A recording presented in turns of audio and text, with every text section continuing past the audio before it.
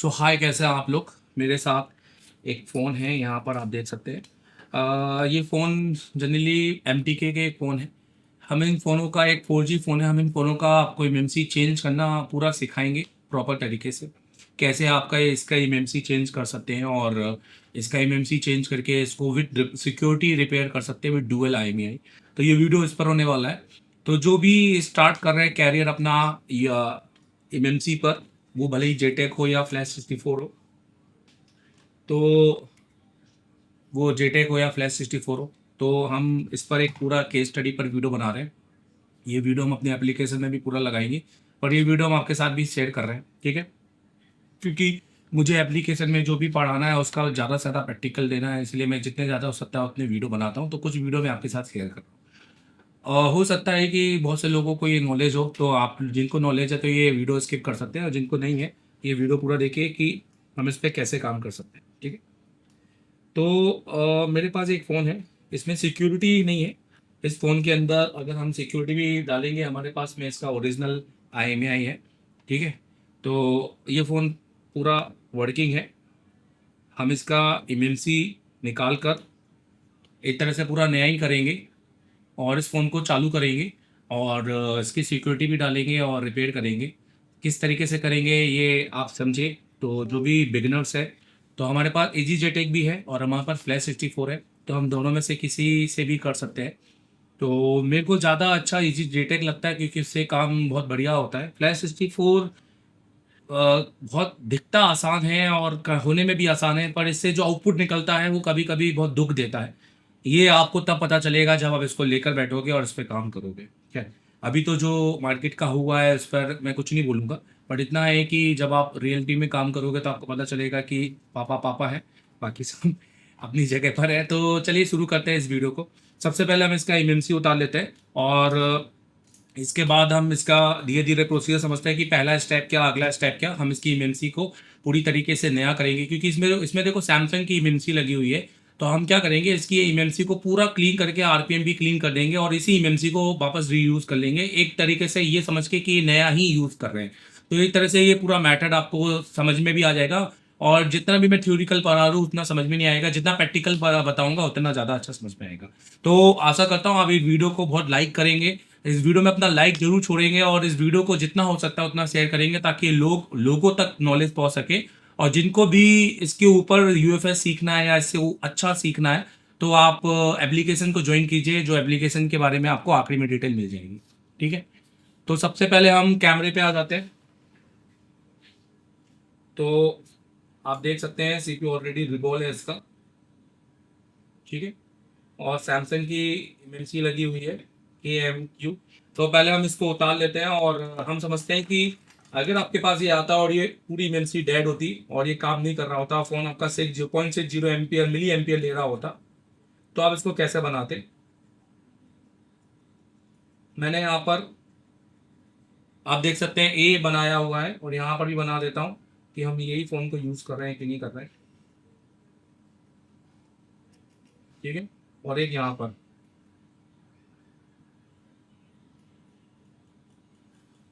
तो ये देखिए। तो यहाँ पर मैंने एक आइडेंटिटी छोड़ी है ताकि बोर्ड आपको बता सकूँ यही CPU है, और ये आप देख सकते हैं। तो इससे आप मिला भी सकते हैं वीडियो को स्टार्ट करें। तो चलिए शुरू करते हैं। सबसे पहले हम इसका एमएमसी उठा उठा लेते हैं।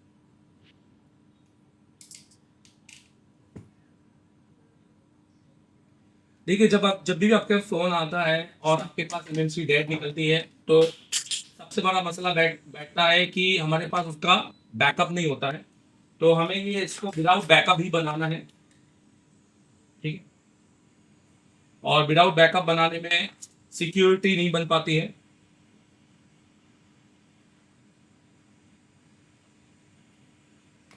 तो हमें इसको विदाउट बैकअप ही बनाएंगे। सबसे पहले हम इसकी इमेंसी को उतार लेते हैं।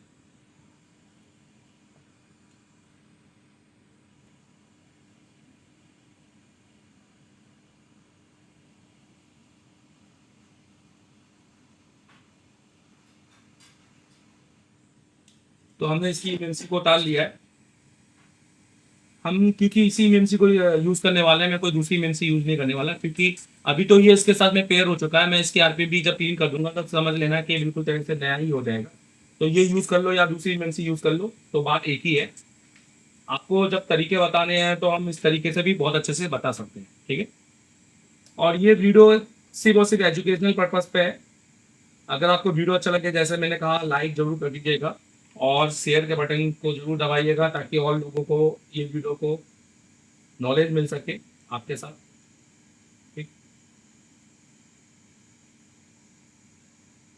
और आप हमसे जुड़ना चाहते हैं तो हमारा सबसे पहले एप्लीकेशन ज्वाइन कीजिए, वहाँ जाके देखिए कंटेंट, फिर आपको बहुत मज़ा आएगा और समझ में आता है तो उसको परचेस कीजिए और सीखना आज ही से चालू कर दीजिए, कल से भी नहीं। तो हमने एमएमसी के सरफेस को क्लीन कर दिया है, ठीक है। और काम करते समय अगर आप अपनी टेबल को साफ रखेंगे तो आपको काम करने में बहुत मजा आएगा। जनरली मैंने लोगों की टेक्नीशियन की टेबल बहुत गंदी देखी है, और तो जो काम करते हैं उनकी टेबल पर बहुत साफ करते हैं, ठीक है। तो आप देख सकते हैं। अब हम आ जाते हैं अपनी एमएमसी पर। ये हमारी एमएमसी है, पहले हम इसको रिवॉल्व कर लेते हैं ताकि हम इसी को रीयूज कर सकें। ये वीडियो में आपको बहुत मजा आने वाला है, क्योंकि इसमें आपको बहुत अच्छी डिटेलिंग मिलने वाली है 2025 के हिसाब से।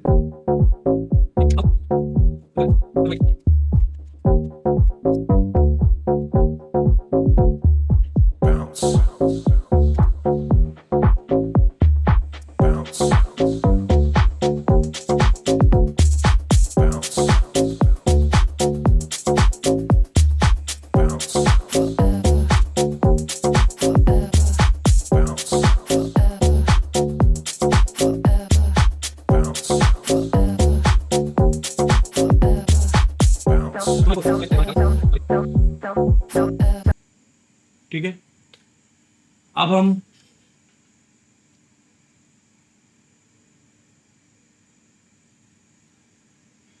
ये देख रहे हैं कि हम इजी जेटेक से बनाए कि फ्लैश 64 से बनाए। दोनों से ही हम इस सेट को रिपेयर कर सकते हैं इजीली, ये दोनों से ही रिपेयर हो जाता है। तो हम इसको फ्लैश 64 से, चलिए फ्लैश 64 से ही बनाते हैं। मैंने कहा कि सबसे बेस्ट ये है, पर अभी बहुत सारे लोगों के इजी जेटेक है ऑलरेडी, फ्लैश 64 बहुत कम लोगों के पास है। तो मैं दोनों से ही आपको समझा देता हूँ, चलो कोई दिक्कत नहीं है। तो मेरा जो मूड है वो इससे बनाने का है। तो हम सबसे पहले इसमें अपना कनेक्टर लगा लेते हैं। ये हमारा, हमें जो कनेक्टर चाहिए वो एमएमसी वाला कनेक्टर चाहिए। तो मैं आईसी फ्रेंड का कनेक्टर यूज़ करता हूँ। इसके अंदर मैं BJ221 लगाऊंगा। 221 का नोज कट पॉइंट आपको यहाँ रखना पड़ेगा, ठीक है। ये देखिए यार, 221 का nose cut point, nose cut point की जगह हम यहाँ लगा देंगे, क्योंकि उसके जो बॉल्स है वो इधर इस साइड आते हैं, इसमें आते हैं। तो ये हमने आईसी लगा दिया। अब हमें BJ221 को हमें अपने एडाप्टर में लगाना है और हमें यहाँ पे एमएमसी वाला एडाप्टर कनेक्ट करना है, ओके। अब तो सबसे पहले हम इजी जेटेक का टूल खोलेंगे। तो हमें जेटेक प्लस खोलना है, +2 नहीं खोलना है, क्योंकि +2 यूएफएस के लिए है, हमें जेटेक खोलना है। तो हम जेटेक को खोलेंगे, इसमें हम इसको एडमिन करना पड़ेगा, राइट क्लिक करके रन एज एडमिन। तो ये हमने कर लिया है।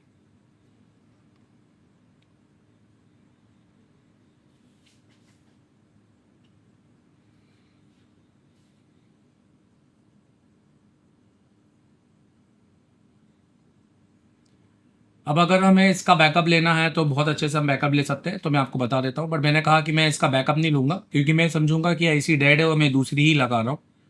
मुझे यहाँ पर इजी ई सॉकेट सेलेक्ट करना है।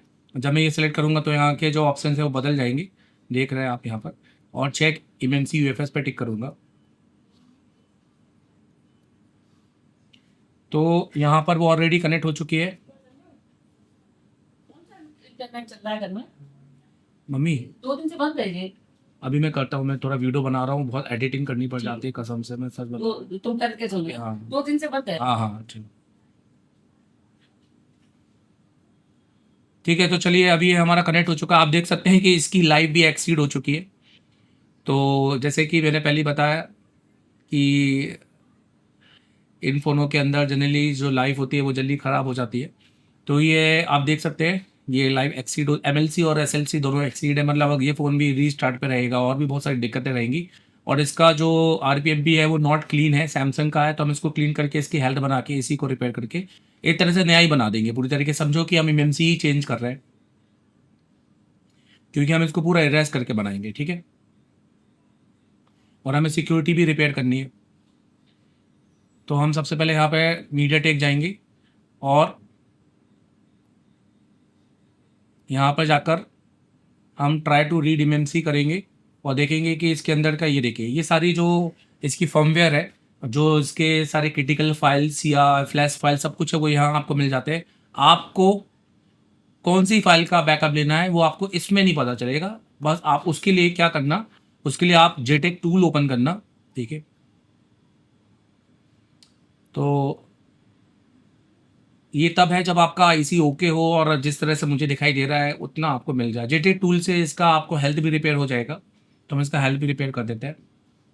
एमएमसी में जाएंगे, डिटेक्ट करेंगे और यहाँ पर पार्टीशन में टिक करेंगे। ये पार्टीशन दिखाई दे रहा है यहाँ पर, तो ये देख, अब यहाँ पर आपको जितने भी पिंक कलर के ऑप्शन आ रहे हैं यहाँ से आप इसको रीड कर सकते हैं। तो ये आपके एनवी रैम, एनवी डाटा, ये आपके वो हैं जो आपके आपका बेसमेंट और आएंगे, ये दोनों दे देंगे, ठीक है। तो आप इजीली यहाँ से आपको पता चल जाएगा इजी जेटेक के अंदर। तो सबसे पहले हम इसका रीड कर लेते हैं एफएफयू फाइल, क्योंकि हमें सबसे पहले तो इसकी हेल्थ को रिपेयर करना ज़रूरी है। तो मैं सबसे पहले इसको इरेज करना चाहूँगा, तो मैं एक वर्ड के साथ में चलूँगा तो ज़्यादा अच्छा है और आपको समझाते हुए जाऊँगा तो आपको मज़ा भी बहुत आएगा। तो हम कर रहे हैं MTK MMC चेंज प्रोसेस। हालांकि उसी MMC को मैं पूरा क्लीन करूँगा, तो वो एक तरह से चेंज ही प्रोसेस है, ठीक है। क्योंकि आप सैमसंग में आरपीएमबी को जब जीरो कर देते हैं तो चेंज ही प्रोसेस है। में एमटीके के अंदर आरपीएमबी मैटर नहीं करता है। आरपीएमबी क्या होता है, आरपीएमबी रिप्ले प्रोटेक्शन मेमोरी ब्लॉक, एक आपकी हार्डवेयर आईडी होती है जो आपकी सीपीयू के साथ में होती है, जिसका बाइंडिंग सीपीयू के साथ होता है। तो सबसे पहले हमें ये करना है कि जितना भी हमारा जो न्यू एमएमसी का डाटा है वो हमें इरेज करना है। फिर उसके बाद उसकी हेल्थ अगर ख़राब है तो रिपेयर कर लेना है। और ये सिर्फ और सिर्फ किस में होगा, सैमसंग में। बट उससे पहले हमें न्यू एमसी फाइंड करनी है। तो ये न्यू एमसी मतलब सबसे पहले हमें फाइंड कंफर्टेबल एमएमसी चाहिए। तो इसके लिए दो तरीके हैं, मैं दो तरीके आपको समझा देता हूँ। सबसे पहले आप देख सकते हैं, अगर आप जेटेक से कर रहे हैं तो मैं जेटेक से एक्सप्लेन कर देता हूँ आपको। देखिए खुल गया है, कोई नहीं। तो दो तरीके हैं, एक है फ़ोन माइक्रो डीबी, ये देखिए यहाँ पर पड़ा हुआ है। तो एक तरीका है फ़ोन माइक्रो डीबी,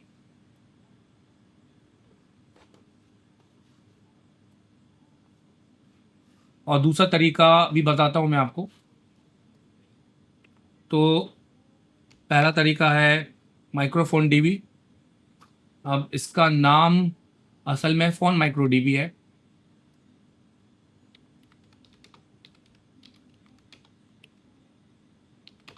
दूसरा तरीका है प्रीलोडर फाइल से, ठीक है। तो दो तरीके तो यहाँ पर आप जो क्लियर कट है जिनसे ही बेसिकली काम किया जाता है। प्रीलोडर फाइल के लिए आपको देखो जेटेक खोलना है, यूटिलिटी में जाना है और प्रीलोडर परसर में क्लिक करना है और यहाँ पर जाकर आपको आपकी फाइल पर जाना है। फाइल के अंदर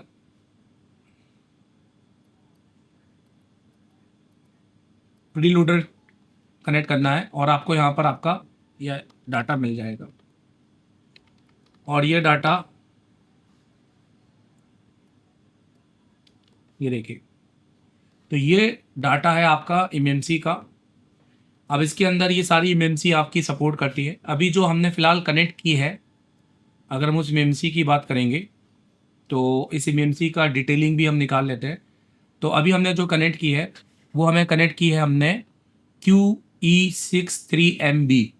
तो यहाँ पर आप देख लीजिए QE63MB, तो ये तो इंस्टॉल आई है, मतलब ये बोर्ड के साथ ही आई है, और ये हम लगा सकते हैं अलग से, जिसमें बट हम मीडियाटेक के अंदर यूज़ कर सकते हैं। जैसे आप माइक्रोन की भी लगा सकते हैं, बट आपको हेल्थ रिपेयर होनी चाहिए उसकी, आपको आरपीएम भी की क्लीन करने की ज़रूरत नहीं है। अगर आप कर देते हैं तो भी कोई दिक्कत नहीं है, पर आप आरपीएम भी क्लीन करेंगे तो, और एमएमसी चेंज कर रहे हैं तो एमएमसी चेंज प्रोसेस होता है पूरा, ठीक है। क्योंकि एमएमसी चेंज प्रोसेस के अंदर आप सीधे ग्लोबल फाइल डालेंगे तो होगा ये कि आपको आईएमईआई बनाने में दिक्कत जाएगी, रिपेयर करने में ओरिजिनल आईएमईआई नहीं आती है। तो आप ये लगा सकते हैं, ठीक है। ये इसकी जो सीआईडी है, जिसको कार्ड आइडेंटिफिकेशन बोलते हैं, ये इसको सपोर्ट करता है। दूसरा तरीका है फोन माइक्रो डीबी। इसके अंदर आपने लॉगिन करना है, और लॉगिन करने के बाद ये फ्री है, आपने गूगल में जाकर फ़ोन माइक्रो डीवी लिख कर आप इसको डाउनलोड कर लेना। इसके बाद आपने यहाँ पर Xiaomi में जाना है,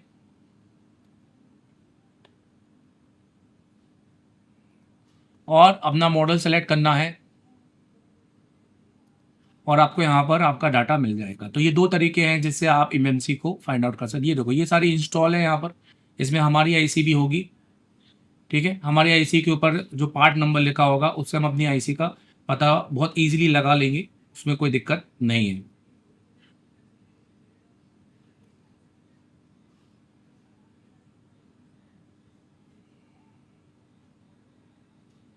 तो आई होप कि आपको ये दोनों तरीके समझ में आ गए हो। आप इनमें से कोई सी भी आईसी इंस्टॉल कर सकते हैं। आप इसको 4 GB भी बना सकते हैं रैम को, 2 GB भी, 3 GB भी। तो अगर आपके पास सारी इमेमसी का जो वर्जन है वो 5.1 ही है, तो यहाँ पर भी आप देखें तो इमेमसी का जो वर्जन चल रहा है वो इमेमसी यहाँ पे देखिए 5.1 ही आपको देखने को मिलेगा। 1.8 इमेमसी 5.1 हमें दिख रही है। सैमसंग हमें यहाँ पे इसका नंबर दिखाई दे रहा है, और ये हमारा रूम 1 है और रूम 2 है, और रूम 1 रूम 2 का हमारा जो बेसिकली इसमें डाटा रहता है। रूम 1 हमारा मेन इसमें यूज़र एरिया है। रूम 2 रूम 3 का कैपेसिटी एक ही रहता है, ठीक है। चलिए,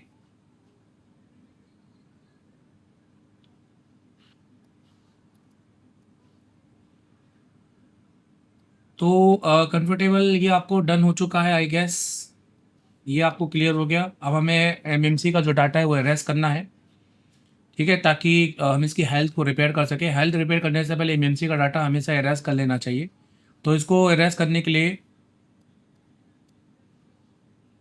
हम एडवांस में जाएंगे, और यहाँ पे यूनिवर्सल फैक्ट्री रिसेट है, यहाँ पर फैक्ट्री रिसेट प्लस फॉर्मेट भी है।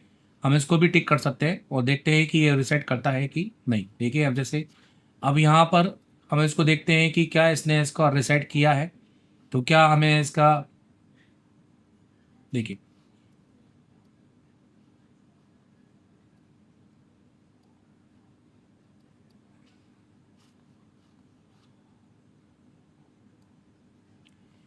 तो इसके अंदर जो भी पहला का कंटेंट होगा वो पूरा इरेज हो जाना चाहिए। पार्टीशन टेबल नॉट फाउंड आप देख सकते हैं, तो इसका मतलब है ये इरेज हो चुकी है, ठीक है। सैमसंग के अंदर आप यहाँ पर जनरल पे जाकर आप सैमसंग के लिए फैक्ट्री रीसेट प्लस फॉर्मेट भी आप यूज़ कर सकते हैं।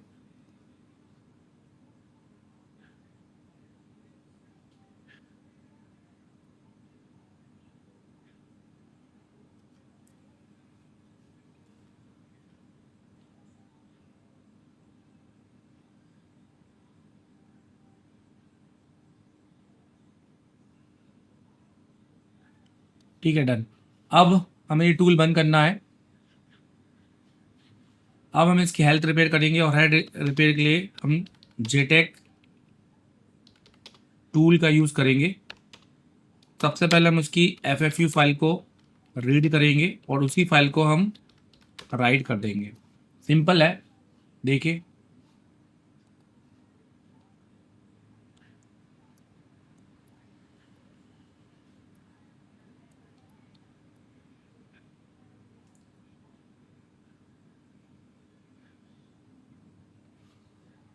एमएमसी पे जाएंगे, डिटेक्ट करेंगे,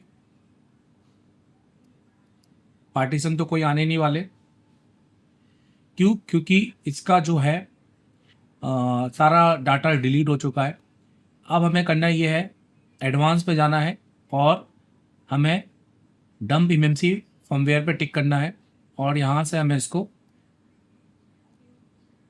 फोल्डर के अंदर हम यहाँ पर सेव कर लेंगे। FFU फाइल है।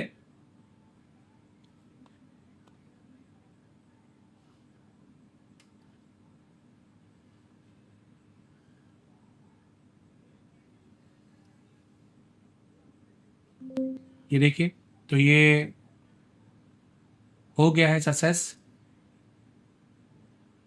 अब अगर आपके इसमें एरर आ रहा है तो कोई दिक्कत नहीं है।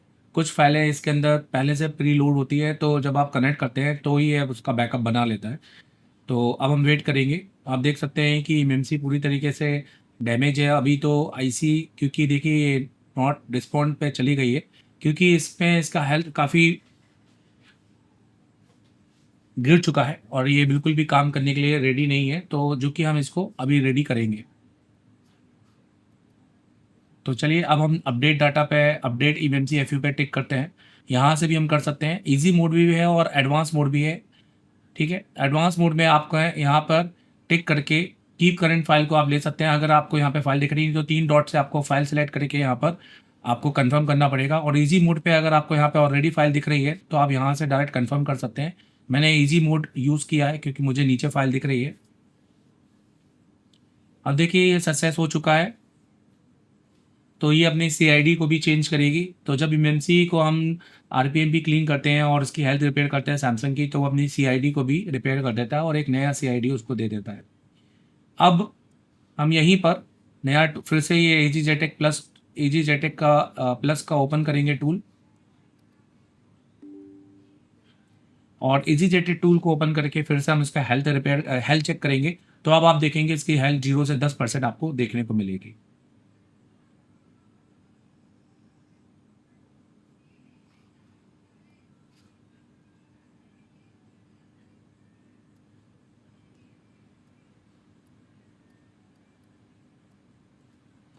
ठीक है, पहले हम इसको कनेक्ट करेंगे। कनेक्ट में ही अब यहाँ पे हमें देखिए वो डाटा जो पहले आ रहा था कनेक्ट पे ही हमें, कि हमारी SLC MLC पूरी एक्सीड हो चुकी थी। अब आप यहाँ पे एडवांस पे जाएंगे और स्मार्ट रिपोर्ट पे टेक करेंगे तो आपको इसकी हेल्थ दिख जाएगी। और जैसे कि आप यहाँ पे देख पा रहे हैं 0 से 10 इसकी हेल्थ आ चुकी है। तो सही है। अब हमें करना ये है, हमें इसका बूट कॉन्फ़िगरेशन सबसे पहले हम इसको सेट कर लेंगे। तो यहाँ पर जाकर हम इसके MTK में, और यहाँ पर एक MTK 2 है और एक MTK 1 है, हम यहाँ पर इसको 1 पर टिक कर देंगे तो इसका बूट कॉन्फ़िगरेशन भी सेट हो जाएगा। आप देख सकते हैं। तो अब ये IC, अब हमें राइट बाय वेंडर पे जाना है और हमें चाहिए, क्योंकि हमारे पास डंप है नहीं है, और हम इसका डंप डाउनलोड कर सकते हैं इजीली। इंटरनेट पे अभी 6A का डंप मिल जाता है, पर ये एक यूनिवर्सल एमएमसी रिपेयर की आपको है कि आपको एमएमसी रिपेयर कैसे करें विदाउट डंप, क्योंकि ये सिर्फ बात मॉडल की नहीं है, कोई सा भी और मॉडल आपको मिल सकता है। अब हमें क्या चाहिए, अब हमें इसकी फ्लैश फाइल चाहिए। तो हम इसको यहाँ पे देखिए एमएमसी राइट बाय वेंडर पे जाएंगे और यहाँ पर हम मीडिया टेक पे जाएंगे और स्कैटर फाइल को सिलेक्ट करेंगे इसकी, जो कि यहाँ पर हमें दिखाई दे रही है। स्कैटर फाइल सेलेक्ट करते ही आप देखिए यहाँ पर इसके जीपीटी पार्टीशन पूरी तरीके से बन चुके हैं। ठीक है, हम यहाँ से स्कैटर फाइल को पूरा यहाँ से फ्लैश करके इसको ऑन कर सकते हैं, बट हम यहाँ पर पूरी फाइल को हम नहीं करेंगे, हम सिर्फ प्री लोडर को टिक करेंगे। आपको यहाँ पर प्री लोडर दिखाई दे रहा होगा, और हम यहाँ पर री पार्टीशन में टिक करेंगे और यहाँ पर राइट कर देंगे। हमें सिर्फ प्री लोडर की फाइल को राइट करना है।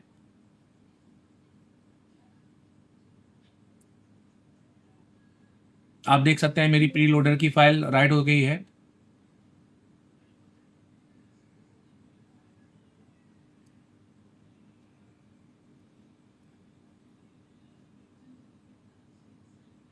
तो प्री लोडर फाइल राइट करने के बाद भी मेरे को सेम वही वैल्यू मिलेगी जो मुझे MTK में यहाँ पर प्री लोडर फाइल से।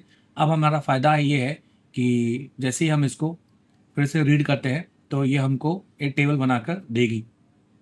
जीपीटी टेबल का होना बहुत ज़रूरी है फ्लैशिंग के लिए। ये कॉलकम के जैसे काम नहीं करता है कि आपने सिर्फ पोर्ट बनाया और आप काम करने के लिए तैयार हो गए। ठीक है, अब जैसे मैं आपको इसको यहाँ से भी, हम इजी जेटेक 2 खोल रहे हैं, दिखाता हूँ यहाँ से खोल के एक बार, और जेटेक टूल भी खोलता हूँ। ये काम फ्लैश 64 में इससे भी ज़्यादा आसान है।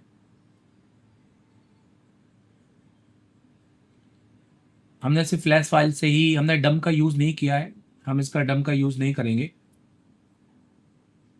देखिए,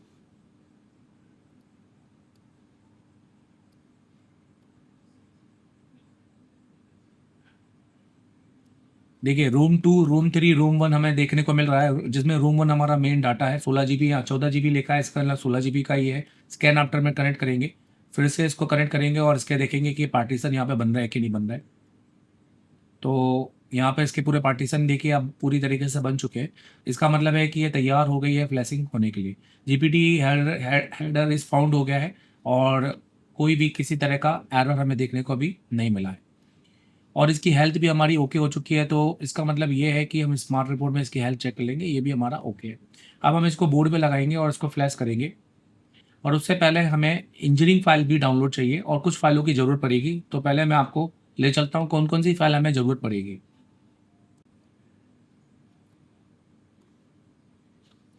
तो चलिए, सबसे पहले हम यहाँ पर, अब इसके बाद हमें चाहिए इंजीनियरिंग फर्मवेयर। हम इंजीनियरिंग फाइल से इसको फ्लैश करेंगे, और फ्लैश करने के बाद जब ये ऑन होगा तो हम उसका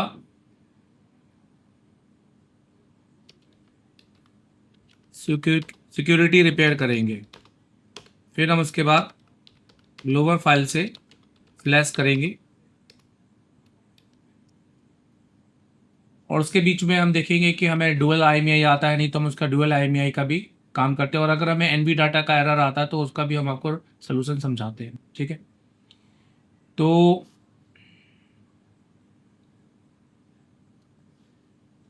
अब हम आईसी को उतार लेते हैं, आईसी को वापस लगा लेते हैं। इसके बाद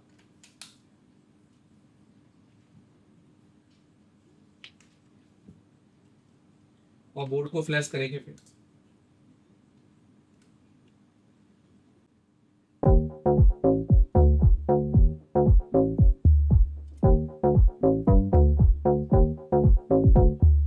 Bounce, bounce, bounce, bounce, bounce, bounce,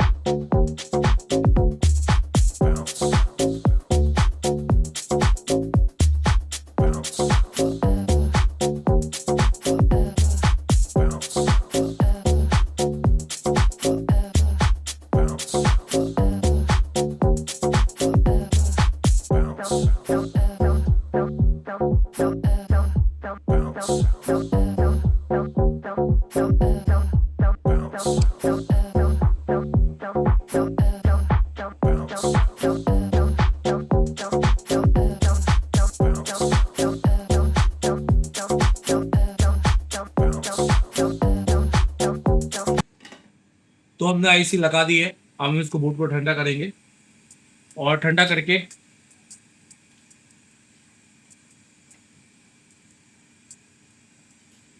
हम इसको इंजीनियरिंग फाइल से फ्लैश करेंगे।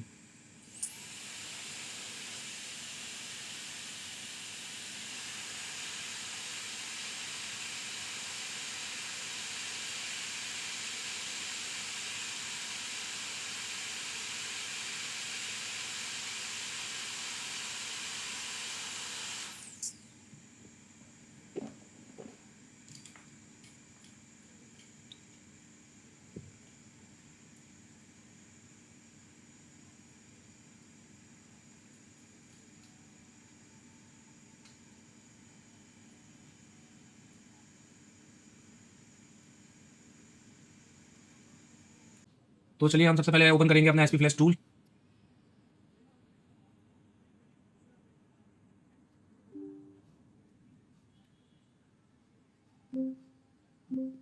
इसमें हमें फाइल लेनी है, सेम स्कैटर वाली।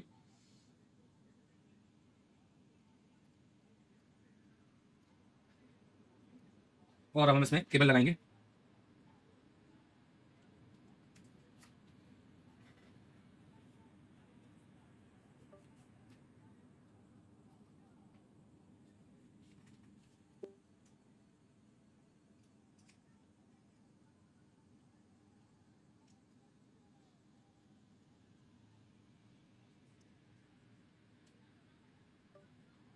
तो देखिए हमारी फ्लैशिंग चालू हो गई है। आपको बैटरी लगा रखना है, और अगर किसी तरह का एरर आता है तो उसको देखिए, कस्ट का एरर आ रहा है तो कस्ट फाइल को अनटिक करेंगे।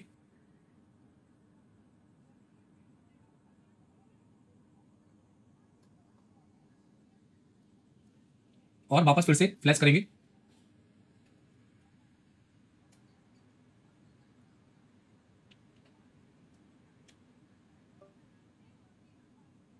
तो हमारा सेट फिर से वापस फ्लैशिंग में आ चुका है। ठीक है, अब हम वेट करेंगे, थोड़ा फ्लैश हो जाने देते हैं। किसी भी तरह का जो एरर आए, आपको एरर को पढ़ना है, उसकी कोडिंग देखनी है कि कौन सी फाइल से मैच होती है, वो फाइल को बस अनटिक कर देना है।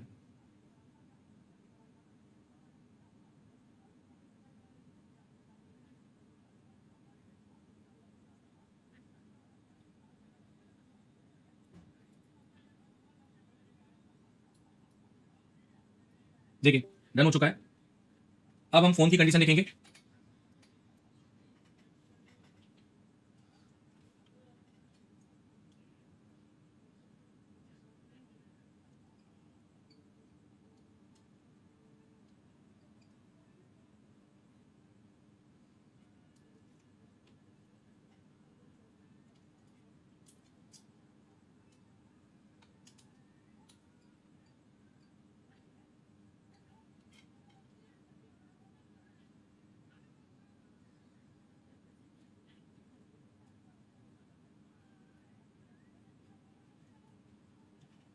तो हमारा फोन ऑन हो गया है, पर ये जो ऑन होगा, ये ग्लोबल, ये आपका ग्लोबल फाइल से ऑन नहीं हो रहा है, ये हमारा ऑन होगा इंजीनियरिंग फाइल से। ये देख सकते हैं आप। तो ये इसलिए हमने ऑन किया है क्योंकि इसके अंदर हमें सिक्योरिटी रिपेयर करना है अभी।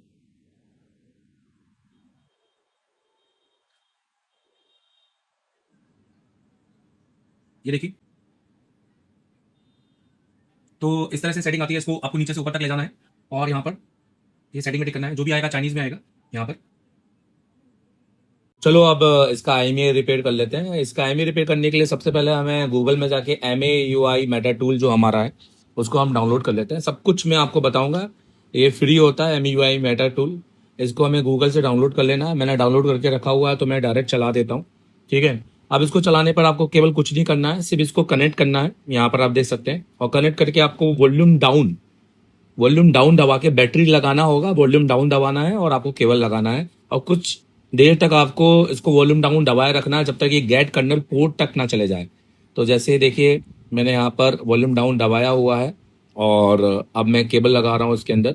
और अब आप देखिए यहाँ पर, तो ये गेट कर्नल पोर्ट में जा चुका है, तो इसका मतलब ये एक्टिव हो चुका है। तो वेट करना, धीरे धीरे कनेक्ट AP, और ये अपने लिस्ट को बढ़ाते बढ़ाते कनेक्ट MD तक चला जाएगा। और जब यहाँ पे कनेक्टिंग आ जाएगा हरे कलर का, तो आपको समझ में आ जाएगा कि ये टूल कनेक्ट हो चुका है।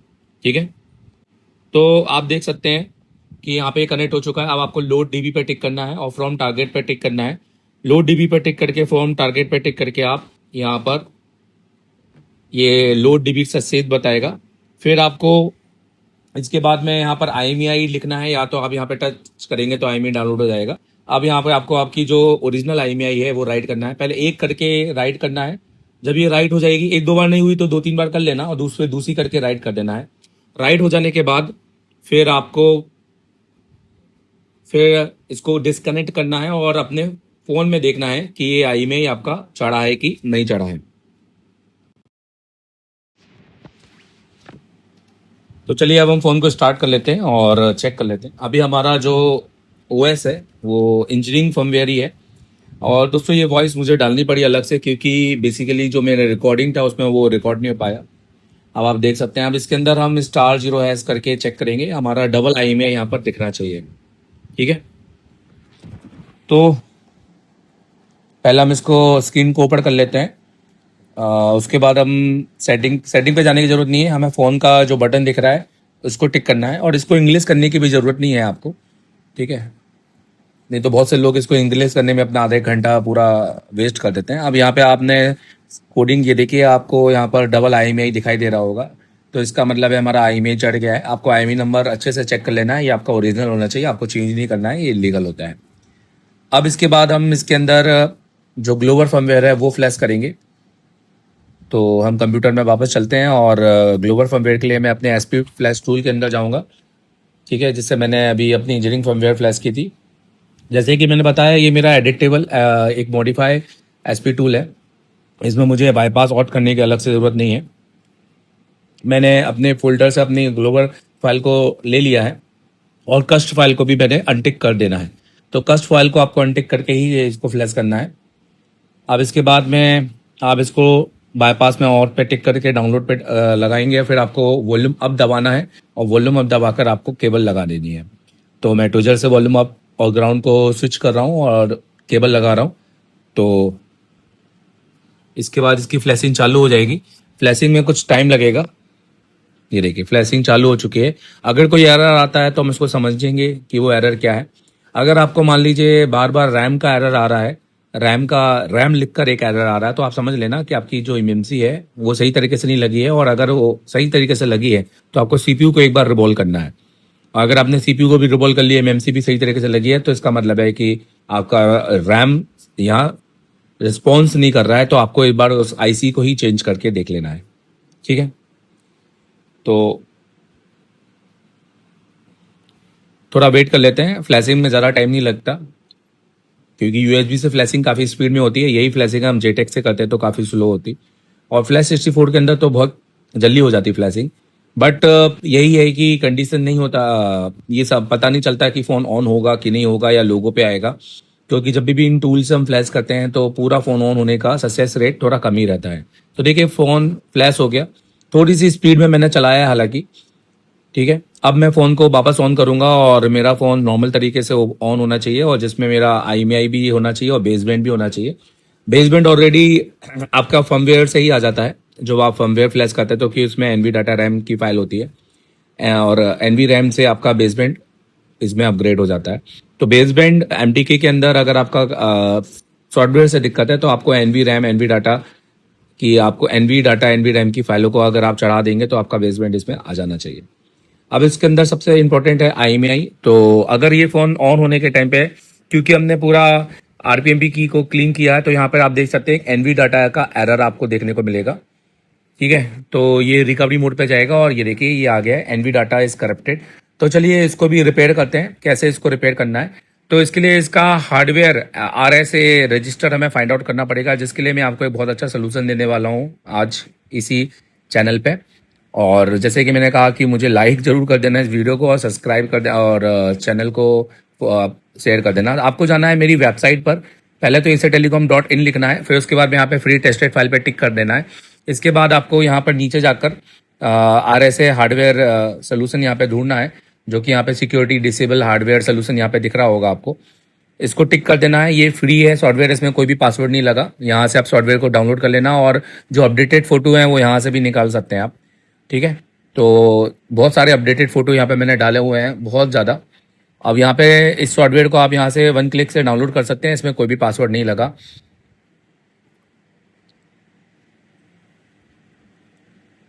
आप जब RSA को खोलेंगे तो आप यहाँ पे अपना मॉडल सेलेक्ट करना और देखिए ये रजिस्टर को हमें रिमूव करना है।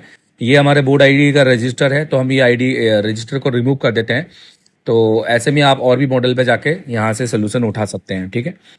तो चलिए चलते हैं और इस ये रजिस्टर को रिमूव कर देते हैं। ये रजिस्टर रिमूव करने के लिए मुझे ये जो सील्ड है इसको हटाने की ज़रूरत नहीं है, बस मुझे अपना ट्विजर को थोड़ा सा अंदर डालना है और रजिस्टर को मैं वहाँ से थोड़ा हटा दूंगा।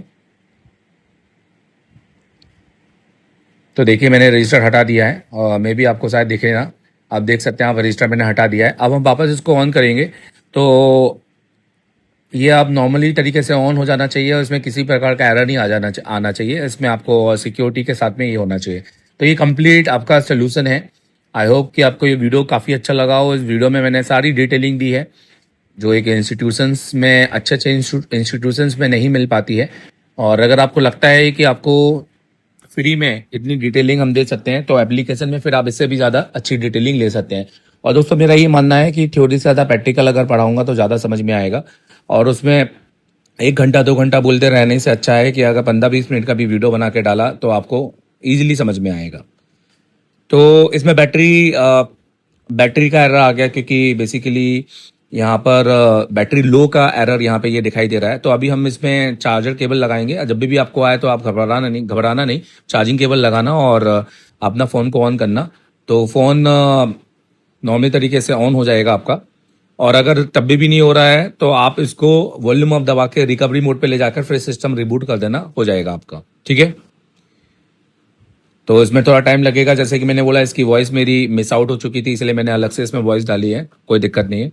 अब ये ऑन हो जाने के बाद हम इसका पूरा प्रोसेस करेंगे इसको होम स्क्रीन के लाने तक।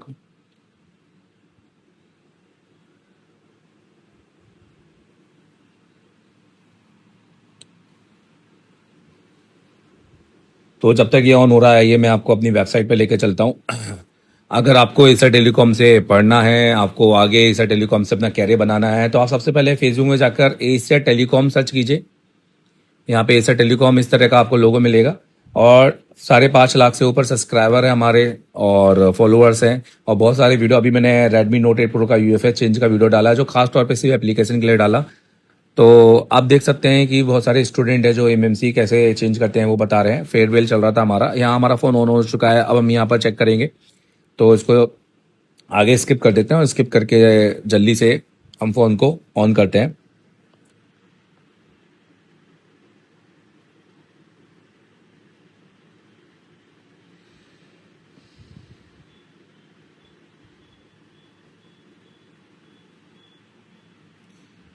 तो देखिए हमारा सेटअप कंप्लीट हो चुका है। तो ये हमारा फ़ोन ऑन स्क्रीन पे आ चुका है। अब हम इसके अंदर IMEI चेक कर लेते हैं कि हमारा IMEI आ रहा है कि नहीं आ रहा है, और डबल IMEI हमें मिलना चाहिए। तो देखिए हमें डबल IMEI मिल रहा है, तो हमारा IMEI भी आ गया है। और मैं आपको बेसबैंड भी चेक करवा देता हूँ इसके अंदर। तो बेसबैंड तो रहेगा ही, तो बेसबैंड भी है। तो आइए मैं आपको इसका बोर्ड भी चेक करा देता हूँ कि मैंने यही बोर्ड पे काम कर रहा था कि नहीं कर रहा था। तो हम इसके बोर्ड को खोल लेते हैं और जो पीछे मैंने निशान लगाए थे वो निशान भी मैं आपको दिखा देता हूँ। ठीक है, तो आप इसको मैच भी कर सकते हैं बिफोर वीडियो पे ले जाकर, शुरू के स्टार्टिंग में सेम वीडियो है कि नहीं है। ये वही रजिस्टर जो हमने अभी निकाला है। और यहाँ पे आप देख सकते हैं स्क्रैच लगा, यहाँ पे ऊपर हमने ये बनाया था, और यहाँ पे आप बोर्ड की कंडीशन सेम देख सकते हैं। तो चलो ठीक है दोस्तों, कैसा लगा ये वीडियो मुझे बताएगा जरूर, और ऐसे ऐसे वीडियो हम आगे भी बनाते रहेंगे। आप हमें लाइक और कमेंट करके हमारा हौसला बढ़ा सकते हैं और हमें सपोर्ट कर सकते हैं। Thank you very much.